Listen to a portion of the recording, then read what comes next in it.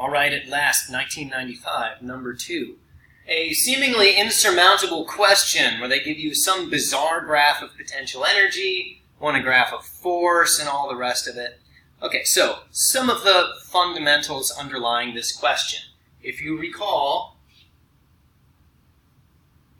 the negative derivative of potential energy is force.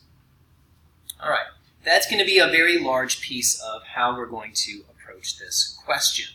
Okay, so given the graph that we've got, the minimum energy you can see occurs at what they are calling R naught. Okay, so maybe my graph isn't quite lined up perfectly, but whatever, I just sketched it by hand. The minimum potential energy occurs at R naught, wherever that is. All right, so the first thing they want is, where is R naught in terms of this function for potential energy that they gave you? All right, that it's A times the quantity of R over B plus B over R. All right, well, if I want to know where that is, notice that is the local minimum on that graph. All right, anytime you want to find a minimum or a maximum, that involves taking a derivative, which is a concept that you've certainly discussed in calculus class, right? So therefore, we can say at that point, the force or the derivative is 0, which means also actually that the force would be 0. All right, so what I'm going to try and get here then is a function for the derivative and therefore also the force. All right, well, if I take the derivative of this, for the first term, the derivative of R over B, R is your only variable, right? So it's like you're doing, if you like, A over B times X. Derivative of X is just going to be X. Oh, sorry, it's just going to be 1. Sorry, I misspoke. Okay, so the derivative of the first term is just going to be 1 over B, so we'll get A over B. All right, for the second term, that one's 1 over R, and so the derivative of 1 over R, that's like R to the negative first, so subtract 1 from the exponent, so that'll be negative 2, and then multiply by the old exponent. So we're going to get minus, all right, AB over R squared.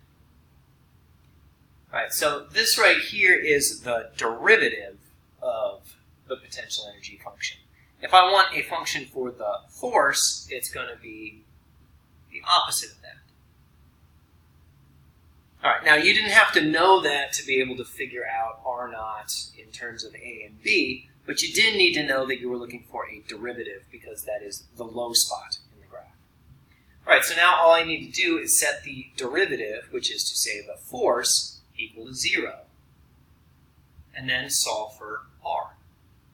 All right, so if I do that, I will have, let's see, A over B equals, negative A over B. I'll move that over to the right side. So A over B equals AB over R squared. Factor of A will cancel out, multiply both sides, but cross multiply, and you'll get, well, turns out that R equals B. So that is R naught. R naught is equal to B. All right, now, what is the potential energy in terms of A and B? Well, to get that, I'm going to plug in B for R into this equation I've got up there. Okay, and so B over B plus B over B, that's going to cancel out to 1 plus 1 is 2. So therefore, the minimum potential energy, U naught, equals 2A. All right, and again, that's just based on taking this and plug it into the equation that they gave me for the potential energy. All right, so now I know what R naught is, and I know what the initial potential energy is. All right, now, come on over here to, to part B. What is the function for the force? Well, all right. I actually should have my axis right down the middle here because of how they laid things out, right? So there's R naught, 2 R naught, 3 R naught, 4. And so we're looking for a graph of this function right here. All right, now it doesn't need to be a super precise graph, right? They're just looking for a qualitative graph. So based on the slope here, right, you can see, oh, look, it's a negative slope. It's a steadily decreasingly negative slope. All right, so it's less and less negative as we go along and has a value of 0 at R naught.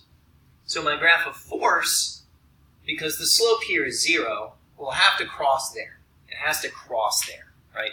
Meaning it's going to switch from being positive to negative or negative to positive. Now, this slope is the force, except in reverse. What? What does that mean? Well, remember, force is the negative derivative of potential energy. So if we have a negative slope here, that means that we have a positive force, meaning that the force is in the positive direction. All right. And the force has a decreasing magnitude. Now, if you like, you could make some kind of a graph that goes along with this right here. I'm sorry, this slope, slope's negative. Okay, yes. So you could make up some numbers here and plug them in, right? So you could turn this into like -1 and then plus 1 over r squared and graph it out and see what that looks like.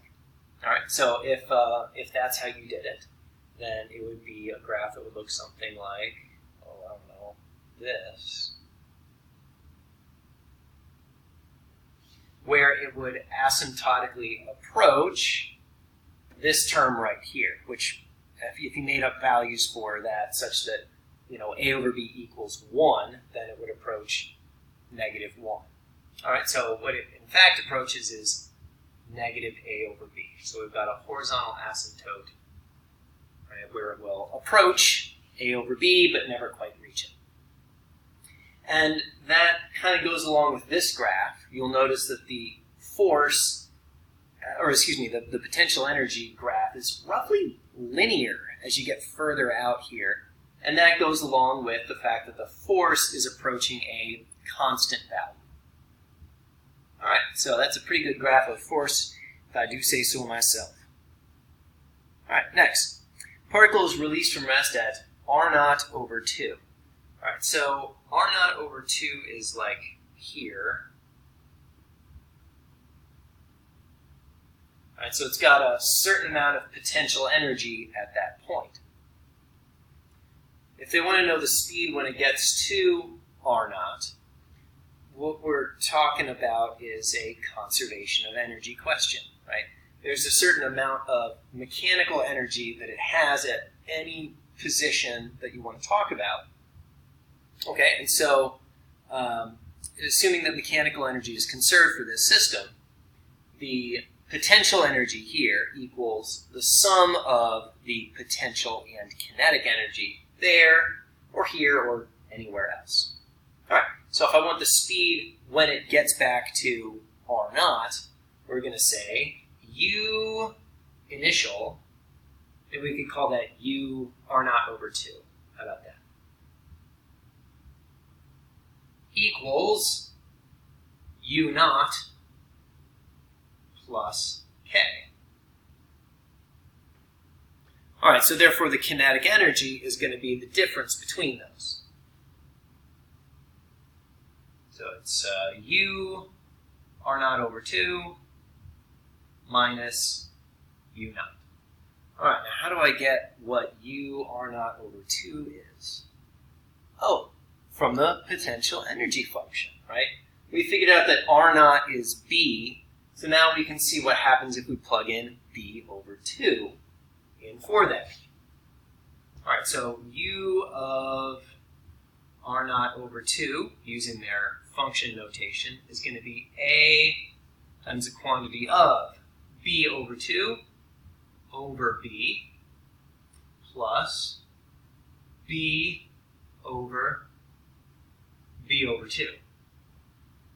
All right, the factor of B is going to cancel out and stuff, but when we get all done simplifying this here, it's going to be more or less 2 plus a half, or rather a half plus 2.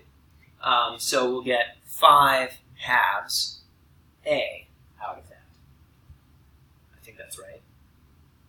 Yeah, 5 halves A. All right, so right there we have 5 halves A. All right, U naught, we previously figured out, was 2A. So that means that the kinetic energy at that position is going to be 1/2 A. Well, there we go. That is an answer. All right, next. How to find where R equals me? Oh, boy. Okay, so basically, where will it be when it comes to rest again? Now, I did not in any way sketch this graph to scale, and so the way I've drawn it out does not jive with the way that they did it on their little piece of paper here. So let me do a quick sketch here and see if we can map it out on their paper.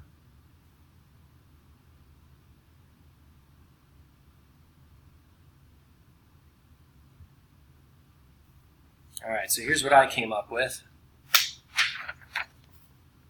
It will stop somewhere between, well, somewhere just a little bit before 2R naught. That's what I'm coming up with, right? It started with 5 halves A potential energy. It will therefore stop again when it has 5 halves A potential energy again. All right, now where will that be? Well, you would have to do some algebra to figure out exactly where that's going to be, all right? But more or less, it's going to be the next time when it has that much potential energy is going to be the next time when it has 0 kinetic energy, because that's how conservation of energy works. Okay, so that's what they're looking for here. They don't want you to actually solve it. They just want you to explain how that's going to work. So you might even draw something like that on the graph and use that as part of your explanation. Okay, so it's going to be when U equals 5 halves A again, and that's A times the quantity of R over B plus B over R. And you would describe how you would need to solve for R. There's going to be 2 solutions if you did actually work this out. One of them would be R naught over 2, because that, of course, would be, that's where it started from. The other solution is somewhere else down the line. So it's an exercise that you can work through if you want to. It's going to be a quadratic, right? But not actually a difficult quadratic, as it turns out. Okay, now, describe its motion over time. This would be kind of a pendulum sort of a thing, right? We'll pretend this graph is correctly to scale. It would oscillate between its starting position and the next spot where it has that much potential energy. Okay, so it's not going to oscillate evenly in terms of distance around the center point, but it will oscillate evenly in terms of energy above this well here. All right. Okay, so it's going to oscillate between 2 points where it has equal potential energy, because it will be at rest at either of the 2 extremes.